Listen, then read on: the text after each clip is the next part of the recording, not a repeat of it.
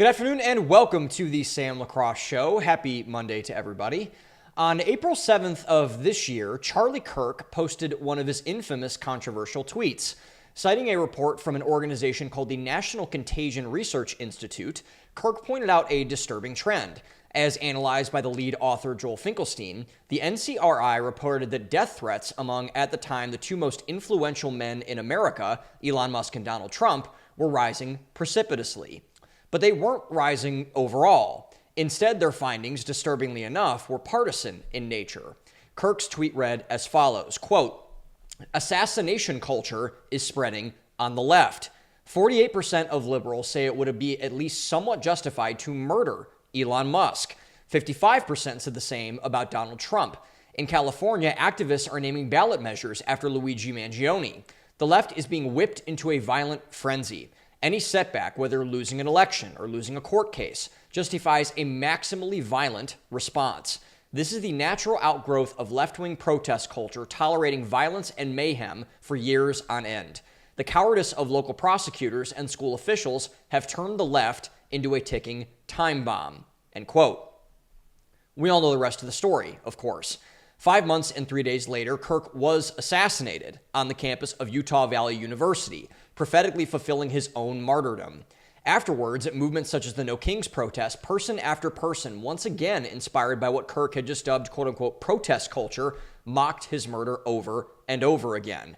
The outgrowth of wokeism, the most open expression of Marxist grievance and resentment politics in modern history, had only one natural conclusion to draw. The sad part is that, particularly on the MAGA right, this was nothing new. Donald Trump, for example, had just been nearly killed twice a little over a year before that. Tesla dealerships, at the time of Kirk's tweet, were being firebombed left and right, which also had approval by the left. Threats against the conservative movement, particularly in part after the hysterics of the early 2020s, were reaching a fever pitch. And if we're all honest about it, we all knew where this was going. Tucker Carlson, as an example, called it out in an interview with Adam Carolla almost a year before the first attempt on Trump's life. Quote, "Begin with criticism, then you go to protest, then you go to impeachment, now you go to indictment, and none of them work. I mean, what's next? Graph it out, man. We're speeding towards assassination, obviously. No one will say that, but I don't know how you can't reach that conclusion." End quote. The usual outlets mocked Carlson for saying this. NBC News put out a piece entitled, quote, "Tucker Carlson stokes conspiracy, claims U.S. is, quote, speeding towards assassination of Trump," end quote. Forbes magazine, supposedly a relevant business journalistic outlet, said similar, quote, "Tucker Carlson's Trump assassination conspiracy explained. Where it started, who is pushing it," end quote. Whoops. But in actuality, Forbes asked a good question, the key question to understand this rise in extremist and violent rhetoric. Where did this start? Who is pushing it? To understand the psychology of someone like Tyler Robinson or Thomas Matthew Crooks or Ryan Ruth is one thing, but to understand what motivated their psychology is far more useful and far more insightful to our current cultural moment. It's hard to put a pulse on what one thing, if there is indeed one thing, which is unlikely, has given rise to this massive uptick of political violence. It would be the rhetoric of our chattering and ruling classes. Particularly when it came to Charlie Kirk's assassination and the attempted assassinations of Donald Trump, this rhetoric only went one way, leftward. The biggest apparatus that led to this was the mainstream press. Ever since Trump took his now infamous ride down the golden escalator in 2015, the slanders have come fast and furious. Racist, misogynist, homophobe. Soon, the names started upping themselves into historical figures, most specifically Adolf Hitler, a name the neocon right had once associated with a now disposed dictator Saddam Hussein before they overthrew him in Iraq. However, as Trump's ascent to his second non-consecutive term began to prove itself more of a factor than the American left would have liked, they only had one reaction: to up the ante. It was now not enough just to call Trump Hitler. Now the New Republic had to create a propaganda magazine covering depicting Trump as Hitler. Instead of Joe Biden aiming his ire at Trump himself, he called his base, quote-unquote, garbage, no more than the leftovers of your breakfast you ate this morning. Rumors of the, quote, last election began to swirl, whipping up Democrats into a frenzy of totalitarian oligarchy that they believed was coming down the pike. Given this rhetoric of a new dictator rising, this time in America, there was only one valid response on the left: violence. Wouldn't you kill baby Hitler if you had the chance? They said. If you had a shot to hit a teenage Joseph Stalin or Idi Amin with your car, wouldn't you take it? If not, you'd be a bad person, no doubt about it. You must hate Jews or poor people or a different tribe of ethnic Africans that also inconveniently inhabit the region. Are these valid conclusions to draw our expectations to have of people? We should hope not. A culture that is pushed to believe that violence is the only remaining solution to their problems is not a culture that will survive very long. That's why Western civilization, and America specifically, is a miracle of human achievement and perhaps the greatest showing of the grace of God. Humans, for the longest time, focused far too much on destroying their enemies that they focused very little on actually building for continuity. When Donald Trump won the presidency back a little over a year ago, he made a promise to the American people. The ideology that created this culture would be stamped out. He largely has delivered on that promise, to give him credit. Pete Hegseth has purged it from our military. Affirmative action has been taken out. Big tech has conceded ground on totalitarian Marxist ideology inside of their workplaces. Colleges live in fear every day that their federal funding could be cut. Gender ideology has been exposed for the most grievous evil we've ever committed against our children. We have stacked many wins on this front and should be very grateful for them. However, it's here the conservatives and all value-driven people, if I'm being honest, have made a critical error. There was a popular phrase that began to take hold after Trump assumed office for the second time. Quote, woke is dead. The biggest thing that common sense Americans thought after Trump took office again was that the madness would stop, that everything would go back to business as usual, that the insane people that came out of the closet would just conveniently stuff themselves back inside. But we were wrong. Wokeism, which is, again, just another outgrowth of Marxist ideology, is not dead, because Marxism and the culture of death that it is based on is not dead. Rather, in our day and age, it is simply morphed. It is not the same as it once was, where the monsters who spouted this ideology told you that the interest rate scale was somehow racist, or your 5-year-old daughter identified as a demisexual or something.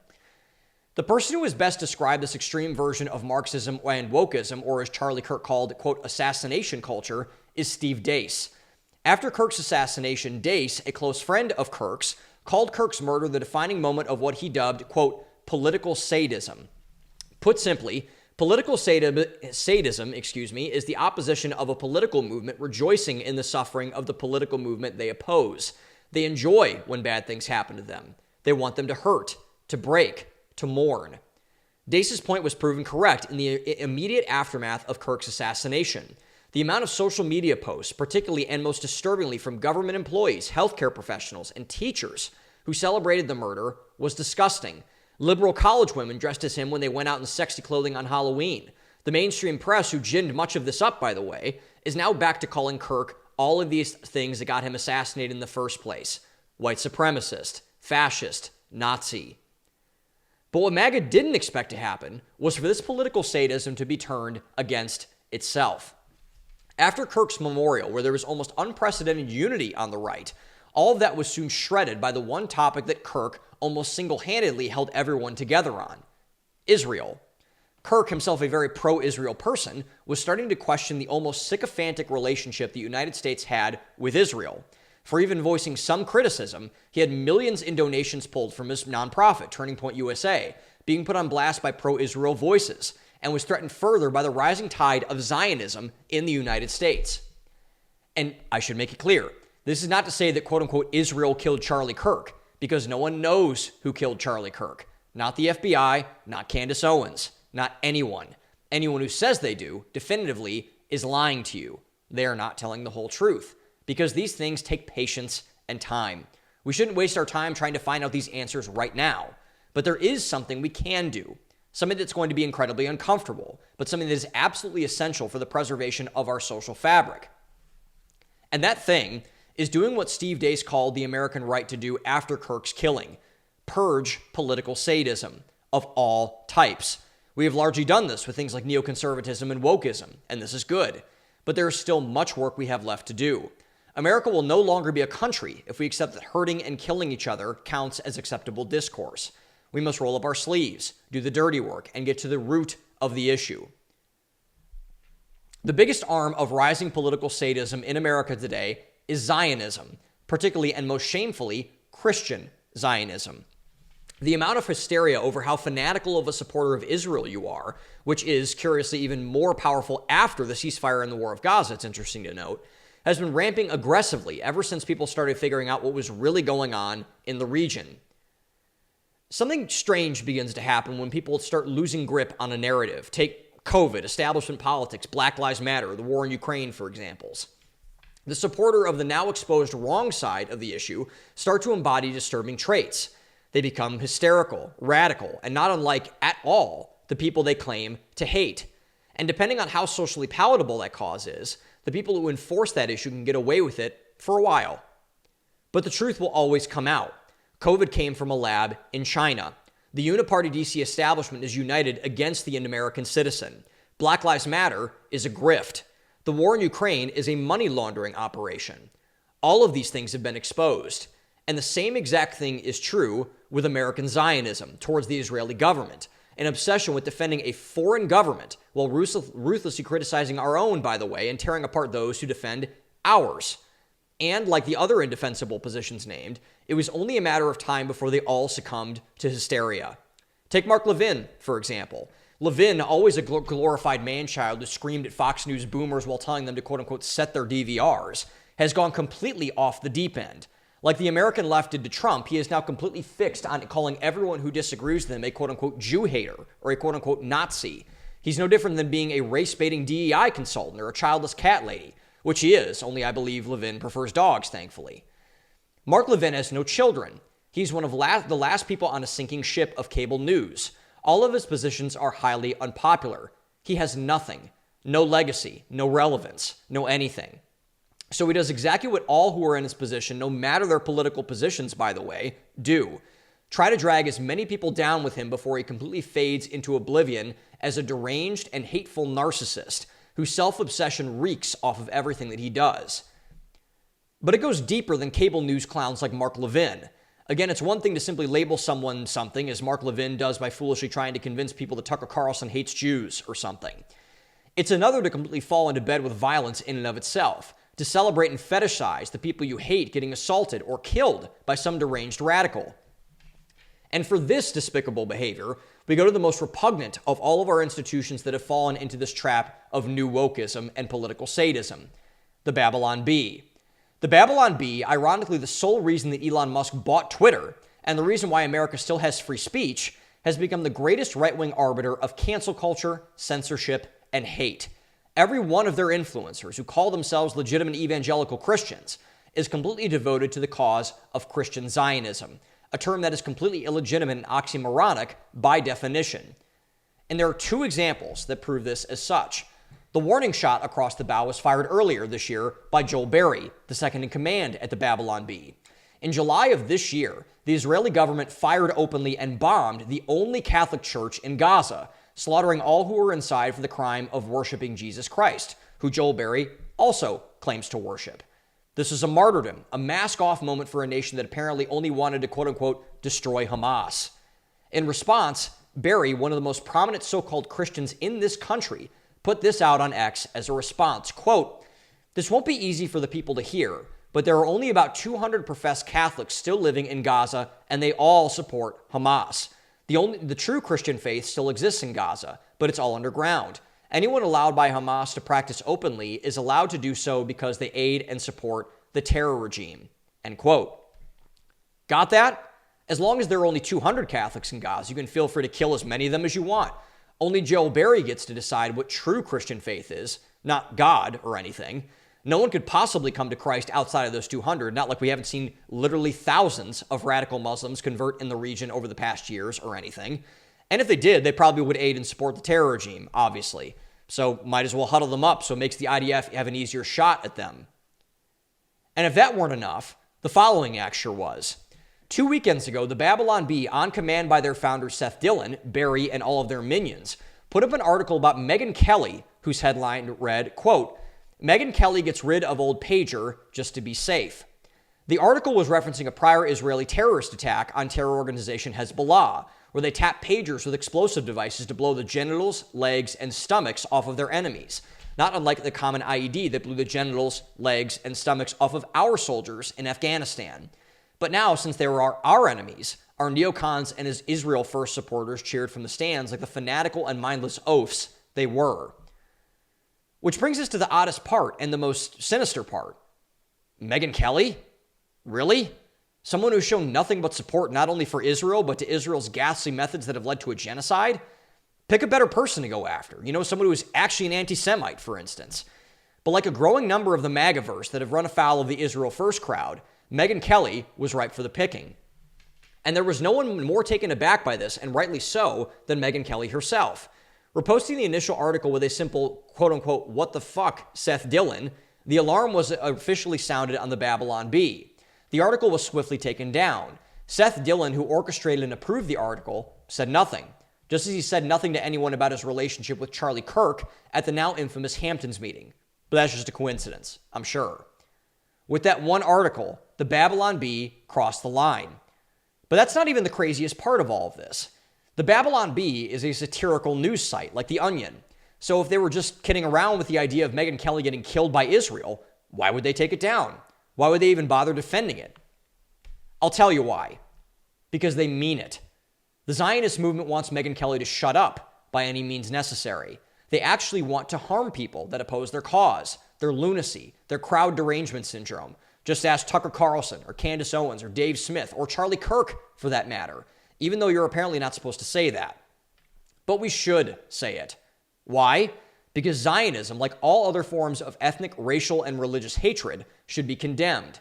Because Zionism is no different than racism, sexism, anti-Semitism, jihadism, Nazism, or anything else like it. It is not a movement based on values. It is a movement based on resentment, on guilt, on power, of nothing but a combined immutable characteristic that has nothing to do with any higher value system. Zionism is a poison, and we should treat it as such. Most importantly, because someone is going to get killed if this doesn't stop. Again, someone will actually try to kill Megyn Kelly, or Steve Bannon, or Nick Fuentes, or Alex Jones, or Matt Walsh, or Glenn Greenwald, or Jimmy Dore, or Kim Iverson. It already happened once with Charlie Kirk. It almost happened 2 more times to the most powerful man in the world, Donald Trump. To act like this kind of hatred couldn't morph into violence would be ignorant about how both hate and violence work. And we, as value-driven people, must be the ones to stop it. We must be the ones who say no to all forms of collective guilt and punishment. We're above that, more evolved than that. If we go back to a world defined by bigotry and blood guilt, we lose everything. And given the fact we've already lost so much, we can't afford to lose much more.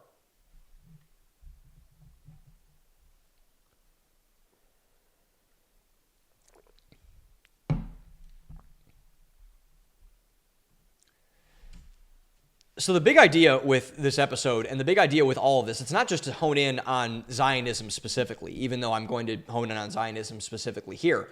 It is to say, as a holistic, generalized concept, that this broad collectivism that we're seeing both from the left and now increasingly from the right on the question of Israel and Zionism and all these things is wrong.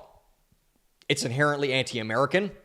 It's anti-individualist. It's anti-Christian, by the way, which is why Christian Zionism is especially bad. We're going to get to those guys in a second. But it's just like any Isterism, just as I mentioned. It's just like anti-Semitism. It's just like racism. It's just like sexism. It's just like anything.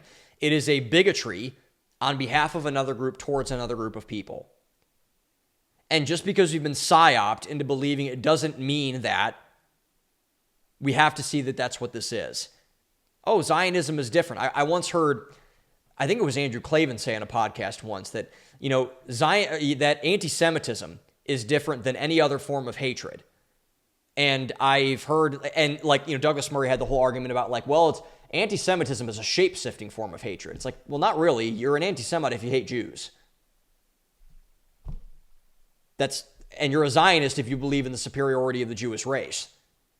That's kind of how this plays out. That's what this is. It's very simple, actually. Hatred is very simple to understand. You're a group and you don't like a group because of some certain immutable characteristic. It's not a critique on merit. It's not a critique on anything you do to make yourself smarter or a better person or anything like that. It is a critique based on guilt and collectivism. It is a form of social control.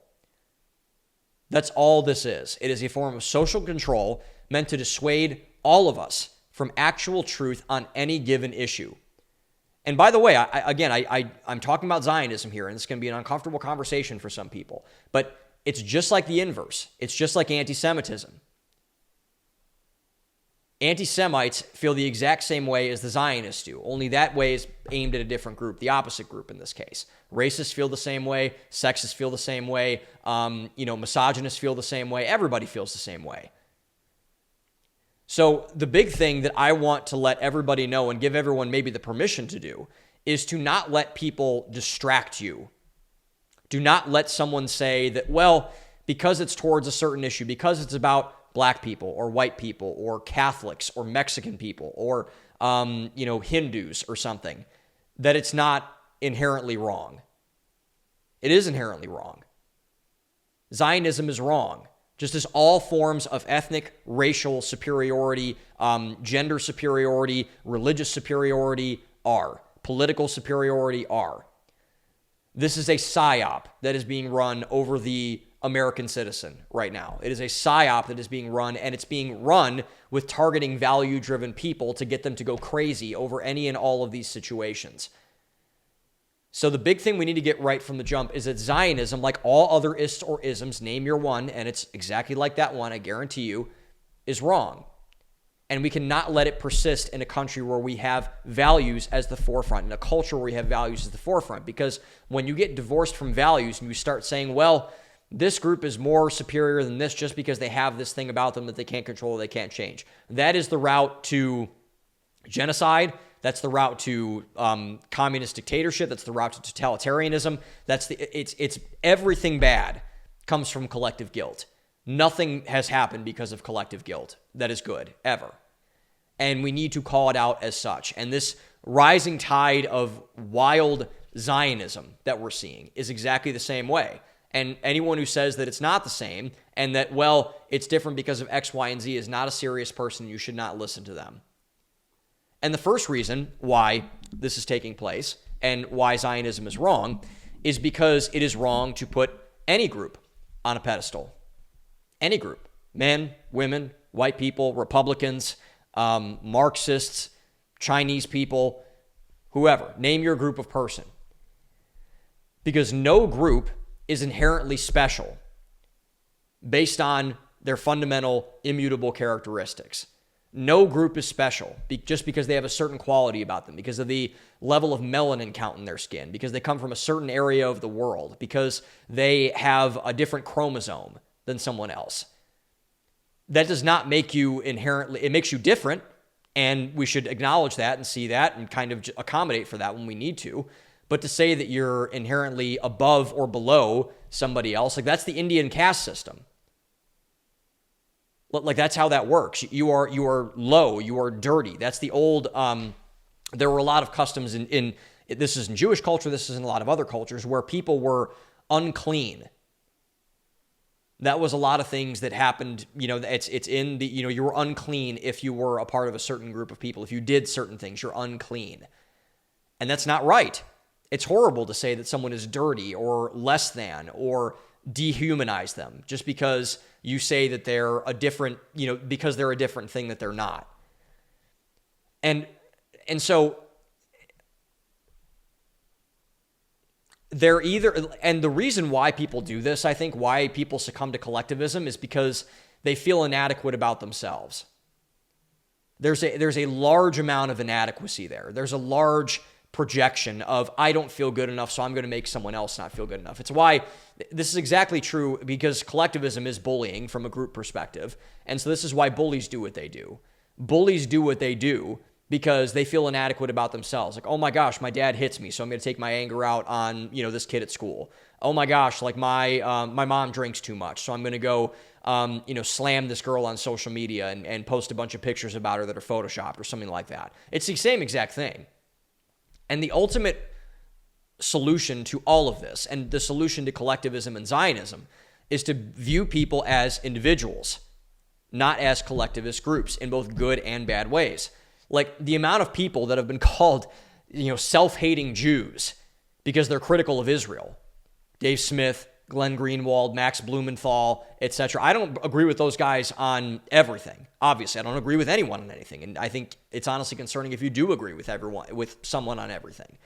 But the amount of hatred toward, and this is, by the way, this is exactly how this happens, is that the people who are pushing whatever Isterism it is, they're most critical towards the people that are a part of that group that don't go along with the narrative. This happened with the rising racial tension we had up until the Summer of Love in 2020, where Jason Whitlock or Candace Owens or Brandon Tatum were called like self-hating black people, or Uncle Toms or coons or whatever. And it's disgusting, obviously, just because someone thinks Carol Swain, thinking, Shelby Steele, Thomas Sowell, it's absurd and ridiculous. And, because we need to view people as individuals, because when we don't do this, it leads to discrimination, actual discrimination on the bad end towards people that actually think different and think for themselves and don't go along with the narrative, or undue elevation on the top end. This is like the, Jewish people can do no wrong, black girl magic, like whatever the case might be. Chauvinistic masculinity, boss babe, elevated female culture, all that kind of stuff. And so people should not be elevated because of immutable characteristics. They should not be denigrated because of their immutable characteristics. They're neutral things, and we should treat them as neutral things. And the second reason why all of this Isterism, collectivism is wrong, why Zionism is wrong, is that it damages, after this takes place, it damages honest dialogue. Because when someone, or something rather, gets elevated as sacred, as above everything else, you can't criticize that thing, how dare you go and you say this thing, whatever. It becomes like anything in power. Anything. Because the powerful thing in any given structure, once it achieves power, it becomes, if it becomes corrupt, which a lot of power structures obviously corrupt themselves, they become desperate to silence any critique or criticism against the thing, the institution, the person, whatever, the cultural movement is in power. And I should be fair, and I've been guilty of this, so I need to repent for a lot of this as well. We should not criticize people for no reason. We should have a reason for our critique. Like, if you're going to say something sucks, say why that something sucks. If you hate something, say why you hate something. If you don't like something, say that you don't like something. But don't just say, and this is where actual bigotry comes in, I hate X group of people because of no reason. This is why I'm so critical of Nick Fuentes. I hate Jews, black people, whatever. Why? You have no reason for that. He's given no reason for that. Because the white man is superior, the white race is superior. Like, it's such garbage. That's why Fuentes isn't an honest actor at the end of the day. He's not a true Christian. He doesn't have a biblical worldview from that sense. And none of these people do. When they, no matter what cause, like Mark Levin does not have that worldview of people. Clearly. Just look at his X feed. And this is how our ruling class has been able to get away with this so much, is because we have not had an honest dialogue about criticizing our leaders. And we should have been critical of our leaders far more and held them to a higher standard and higher level of accountability. And yet they've just robbed and pillaged the country for the last 30, 60, whatever years. And now we are in trouble because of that. That's how we got Trump. That's how we got Mamdani. That's how we're getting all of these people. It's from that essence. It's the exact same reason why, no one can come to terms with all of this stuff at the back end of everything. And so that's why a lot of this stuff is kind of going in the direction that it is, because there are many, many things that, people don't have a grip on, and we should be able to be honest about that.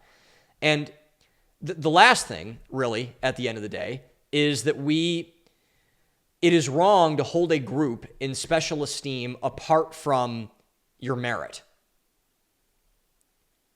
The only way this is, I think honestly, I've been asked what when I teach and when I, do all the stuff when, with biblical teaching or whatever. Like when someone asks me about hey, what does this mean? What does that mean? Whatever. When one of my small group guys, when someone in my church asks me whatever.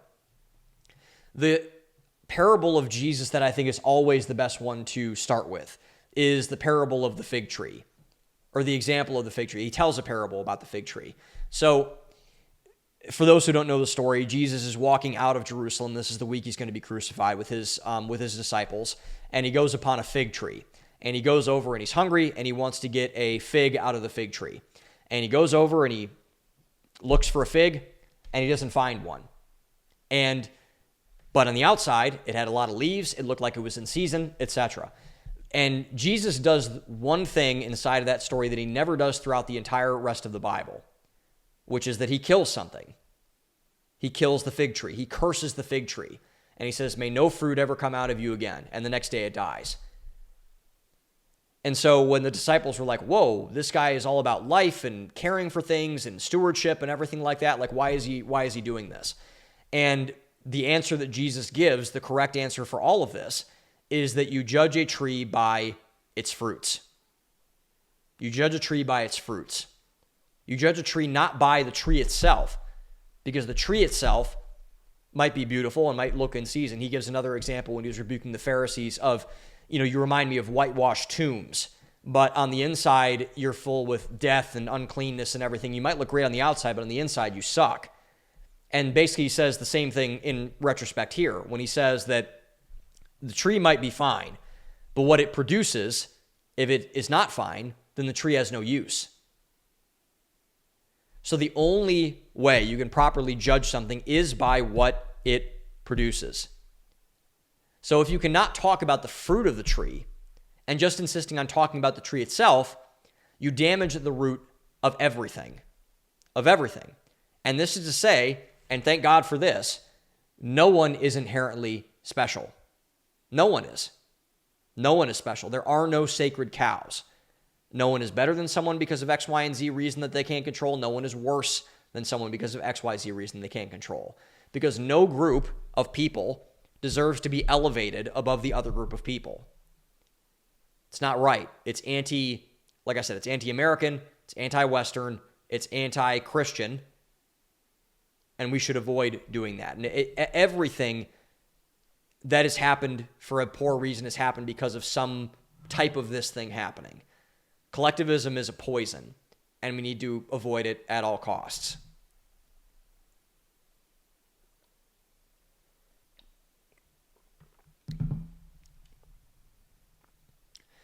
But this gets to a really fun discussion. I was actually having this conversation last week with my men's group, and we were talking about we're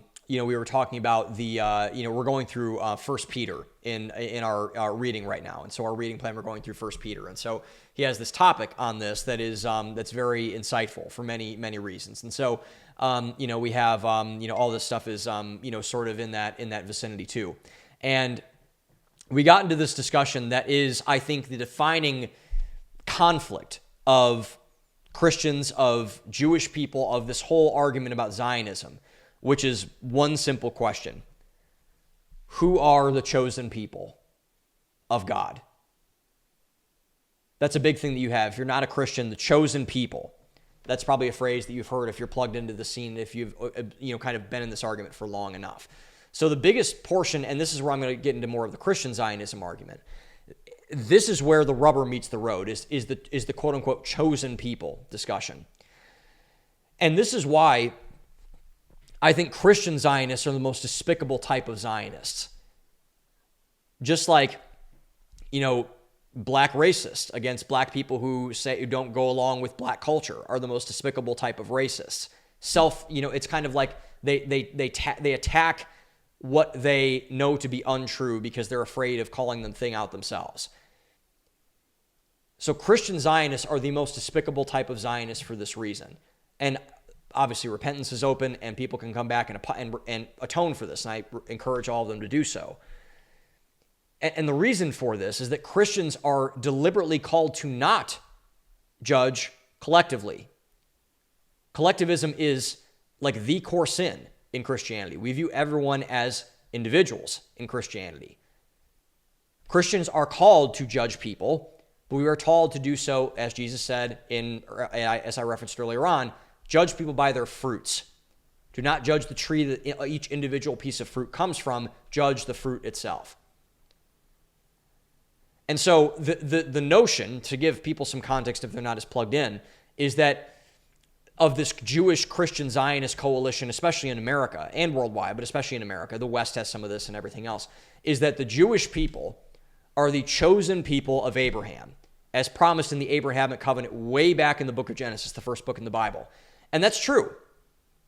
That's true. God does promise a land, a lineage, and a Lord, how Mark Driscoll puts it, to Abraham. That's the Abrahamic covenant. He promises a land, which is the nation of Israel, as defined in the Bible, not now, but defined in the Bible. I will give you a nation.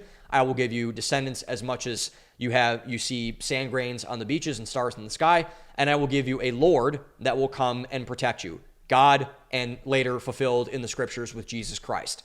That is what he promised Abraham. So he promised him a people that would obey and serve God. That's the Abrahamic covenant, which became the nation of Israel, the Jewish people, which is all true. It's all in the Bible. I'm not I'm not trying to disprove that at all. It's true. I have no interest in disproving true things.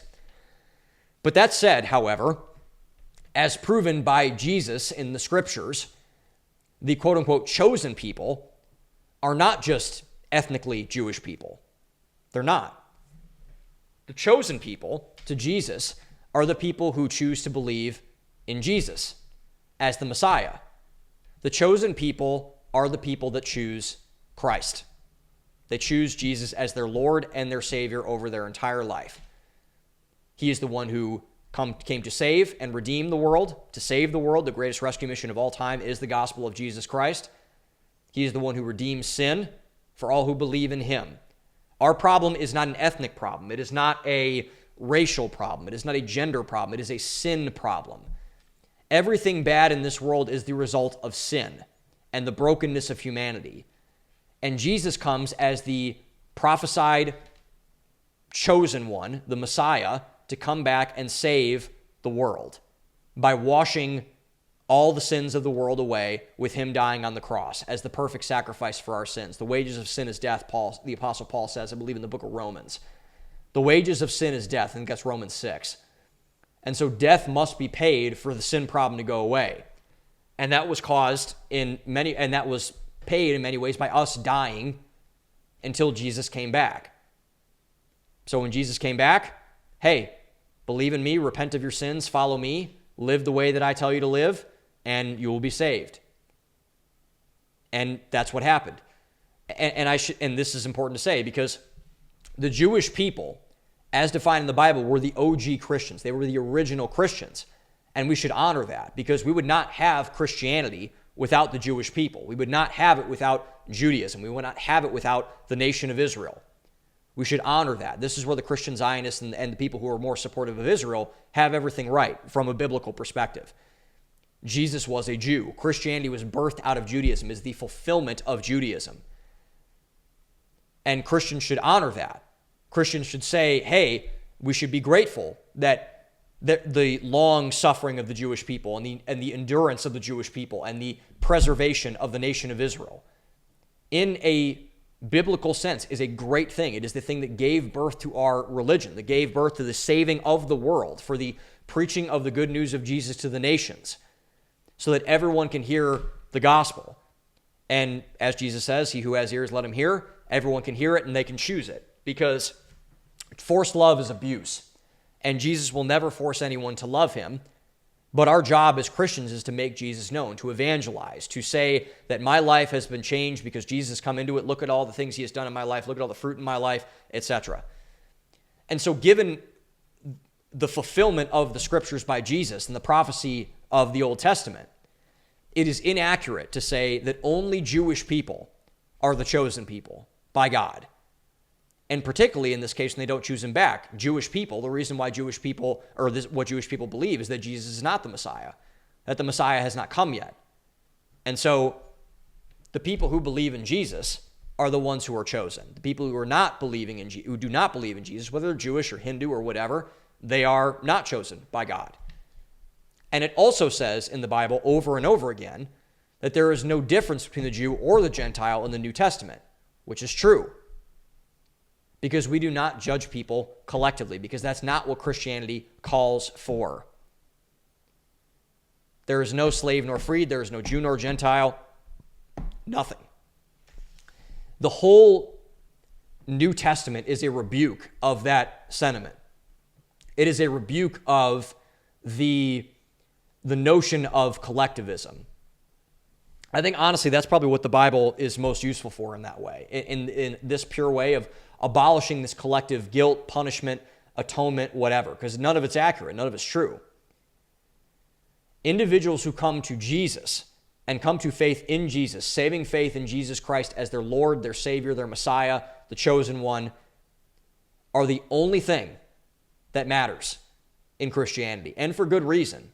Because if you had to do a bunch of things, if you had to do works to climb up to God, as every other religion teaches, including in some ways Catholicism and Judaism. Actually, that's Judaism by definition. That's what the Jewish law was. So, that is where Christians should stand on this whole issue. There is no sacred cow. There is no man above God but God himself. God is the value. Christ is the value. And Christians, the ones who are truly walking with God, are walking in his commandments. The end of Ecclesiastes says this too. If you love me, fear me and obey my commandments. Fear the Lord, obey my commands. I believe Jesus says something similar to Peter at the end of John's gospel. He says, feed my lambs, tend to my sheep.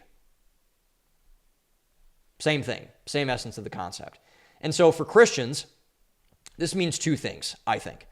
One, we should honor Jewish people and try to evangelize them and try to convince them to see the light. Like, hey, you don't have to do all these things. You don't have to put all that pressure on yourself. You don't have to do everything else. And if they want to practice their religion, they'll practice their religion. I have no idea what's going to happen to Jewish people after Jesus comes back or when they die or whatever. That's way beyond my pay grade. Ask God about that. Don't take that up with me. But in this life, we are called to bring people to Jesus. And so we should honor Jewish people for what they did for our religion, for what they did for Christianity in that way, and try to convince them to see the light. And Christians should immediately protest. Immediately protest. If someone says to them that they are not chosen by God, because that's where I get angry on this issue. That's where we should all get angry as Christians in this issue. Because the people that choose Jesus are chosen by Jesus. The people who choose God are chosen by God. Love is a choice. Love is a choice. Jesus chooses to put favor and blessing on those who put their faith in him, which is all that matters. And so this is where, when someone says, well, it's only the Jewish people that are chosen, every Christian should say, you're wrong. I rebuke you for that. That's a sinful ideology to have inside of yourself. I am chosen because God chooses me and I choose God. All Christians are chosen. All true Christians are chosen by God. They are favored by God. They are blessed by God because they have chosen to put their faith in Jesus the Messiah. So all this notion of this chosen people narrative nonsense, the chosen people are the ones that choose Jesus. Period.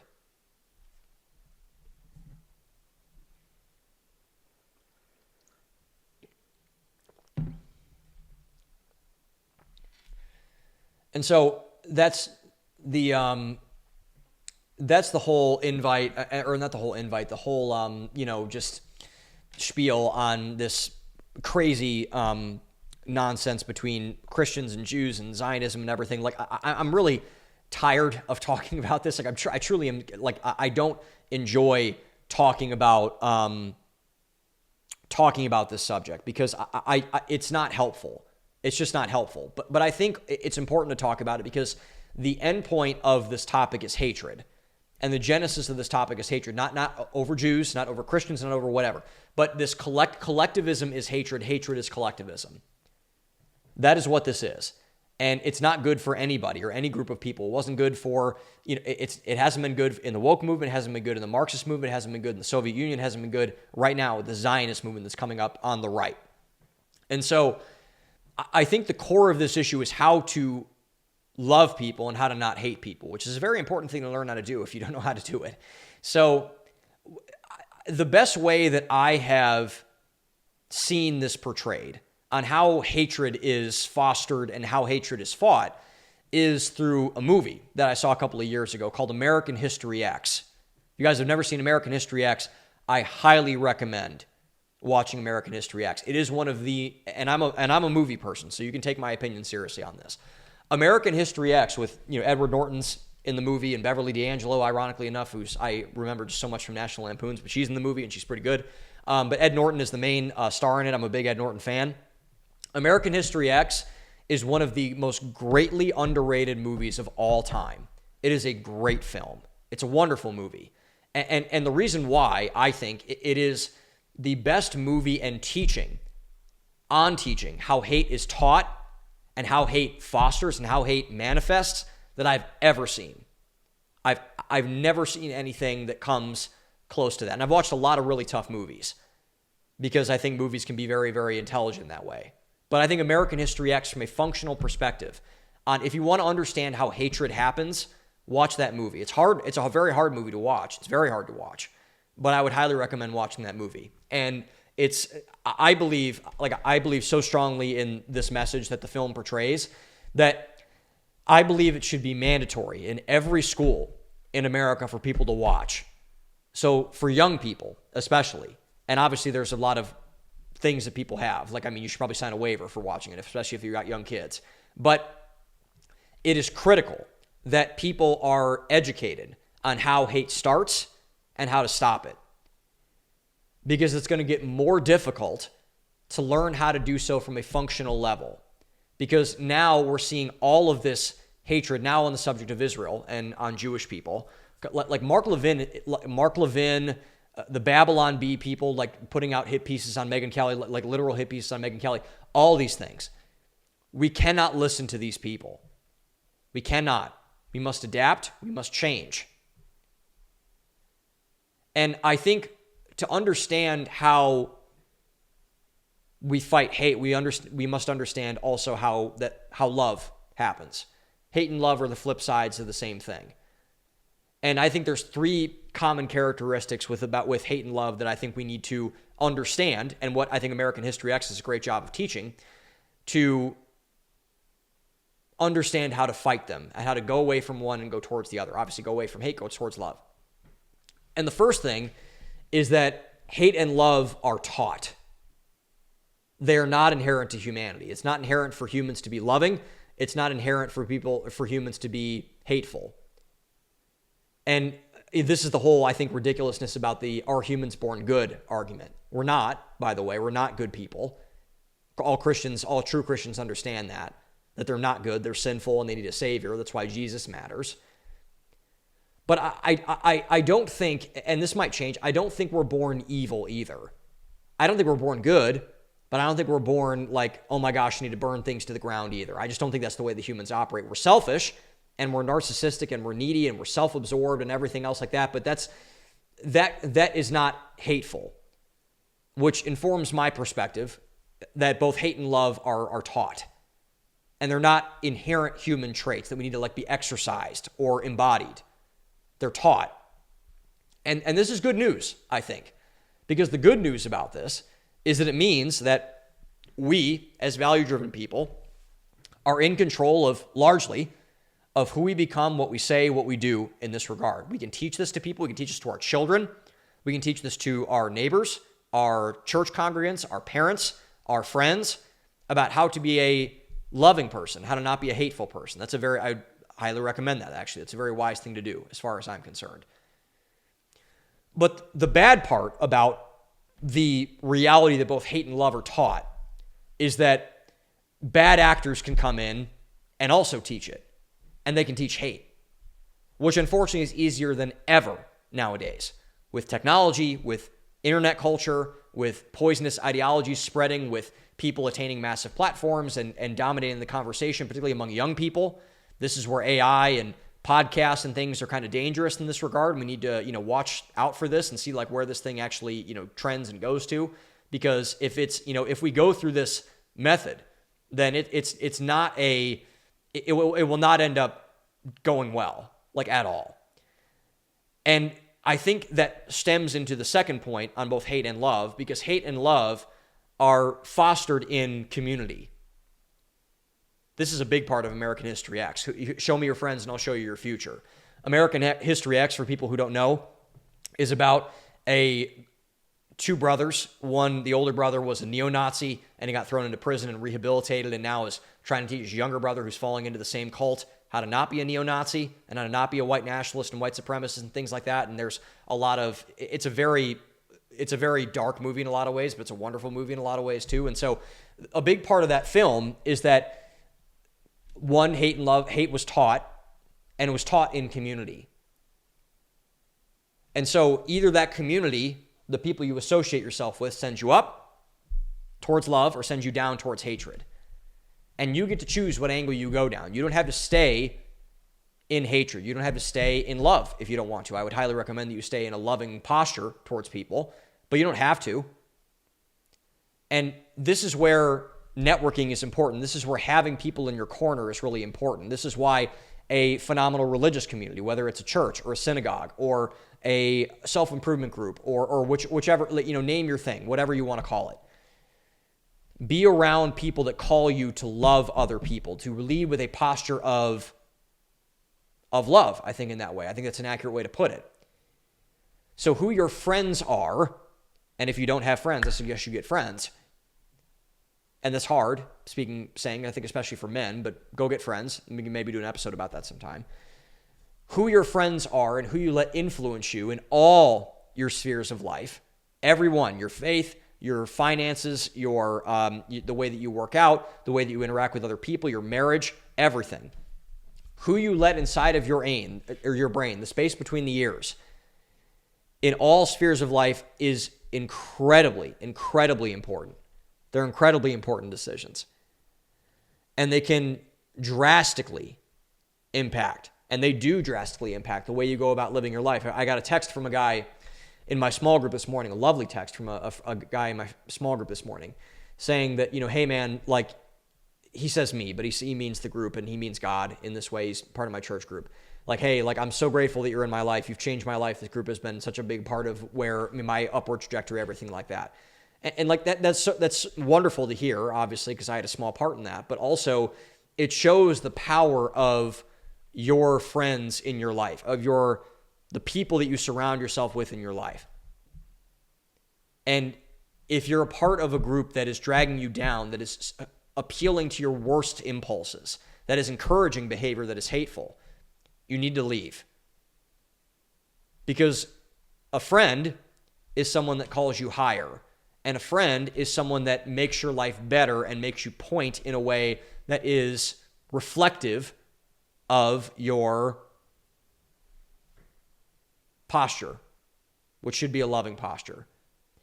And I think the one thing we're especially in danger of, I think especially on the more conservative, the value-driven side of the equation, is the third thing I know about hate is that hate cannot be destroyed with hate. Martin Luther King talked about this a lot when he was giving his speeches. Hateful behavior just begets more hateful behavior. Tucker Carlson put a thing, he did a monologue on this a couple weeks ago about how the real goal with, the important point about Mark Levin and people like Mark Levin is that we should not become people like Mark Levin, like a 70-year-old angry guy who rants inside of his studio and thinks about how people are out to get him all the time and things like that. Like that's a pretty horrible way to live and a horrible way to treat people. And this is the sign of, it's just not good. And so you can, and this is the flaw with all hate groups, by the way, with the true anti-Semites, the true white nationalists, the true black nationalists, the true radical jihadis and Nazis and things like that. They think because they hate something that their hate can destroy that hatred, and that doesn't work that way. Because and so the tactical thing to take out of all of this for all of us is that you cannot go through your life thinking that you can get away with and do hateful things to hateful people and win. Oh, if I just destroy this person on Twitter, then I'm going to win. Like, no. They're only going to hit you back harder. They're only going to swing back harder, which is going to make you want to swing back harder, swing back harder, swing back harder. It's mutually assured destruction. Like it's the true sign of a genuinely genocidal and apocalyptic thinking. And we will all end up destroy each other. This is like the nuclear scenario where some country launches a nuke and then we launch a nuke and someone else launches a nuke and everybody dies, everybody blows up. Whole world ends in nuclear holocaust. And if we keep leaning into hatred with everything, we will destroy each other. No one will be left. No one will be left unscathed. So we must call hate out on all of these things because we don't want that to happen, obviously. But we must do so in love and firm truth. Hate cannot beget hate, or hate does beget hate. Hate cannot drive out hate. Only love can do that. That's what Martin Luther King said, and it's wise advice. We should take it.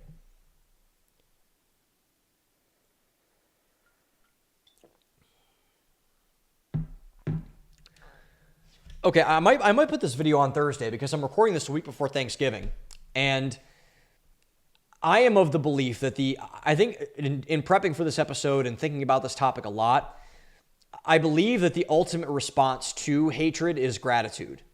And with Thanksgiving being this week, we must do what we can to remain grateful, even if our world is more hateful than ever. Like when you think about it, man, we have so much to thank God for, and to thank ourselves for, but more importantly, to thank God for, and to thank our family for, and to thank our friends for.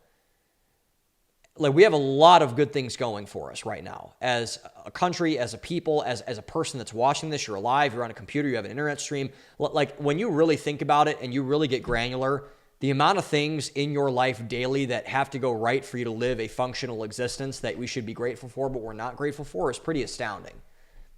Electricity, running water, internet connection, electricity, gas in your car, a car to drive, all the things that we like to bash and everything like that. We need to be a lot more grateful than we are, because I think gratitude is really a great disinfectant. It's probably the best disinfectant other than love against hatred. So I love this time of year, not only because I get to see my family and my friends and we get to eat a lot of food together and talk about stuff, but it allows you, if you're a wise person, to reflect and get perspective on where you are and what you need to do to get ahead. Because you can't do that if we can't look backward to move forward. And so the whole holiday of Thanksgiving, at the end of the day, was meant to be a celebration of gratitude for doing immensely difficult things. That's what it was meant for. And I know I was actually in a conversation with my parents about this on the other night, and we were talking a lot about hard work and young people and things like that, and a bunch of different things. And there's a lot of criticism about all generations of people. I think young people have a part to play in this, but there's older Americans that feel this way too, about are Americans hardworking people? Like, there's all this talk about immigration and we need hard workers and they're not built in America and things like that. I think all of that coming from everywhere is really misguided and malicious, to be honest, because I do think that Americans are still a very hardworking people. Americans work really hard. And so no matter really what you hear about hard work and Americans are lazy and young people this and old people and boomers and Gen X and this and that, or Gen Z, whatever, I still think that's true. And the vast majority of people I know work very hard to live a good life and to be a good person and to work hard at their job and to work hard in their marriage. And what I like to say is that the world is filled with mostly people doing the best they can with what they have. And I still think that that's accurate. I still think that's true. And so I think what Thanksgiving allows for is an opportunity to give the right things credit for just how far you've come, and to celebrate that and to celebrate other people with the people that you love. And I think this has a really nice contrast actually with hateful people, because hateful people, the one commonality with all of them is that at their core, they're tremendously ungrateful. Tremendously ungrateful. All of them, to a person, have things that they could be blessed for in their life. All of them.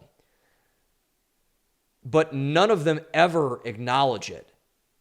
None of them ever talk about how lovely their wife is. None of them, listen to some of the people that I've talked about. None of them talks about how wonderful their church service was this weekend. None of them talk about it. Truly hateful people, because they're so blinded by their rage, by their anger, by their malice, by their hatred towards the thing that they're against.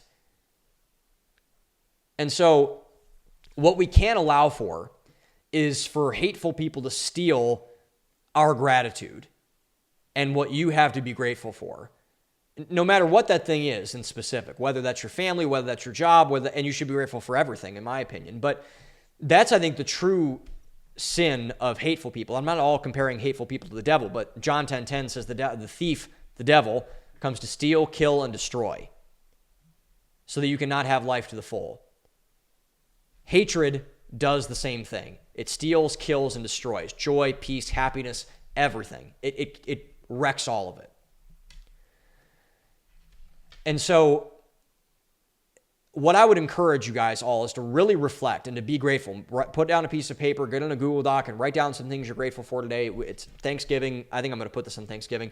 Thanksgiving is a very important holiday for this reason. It's one of my favorite holidays for this reason.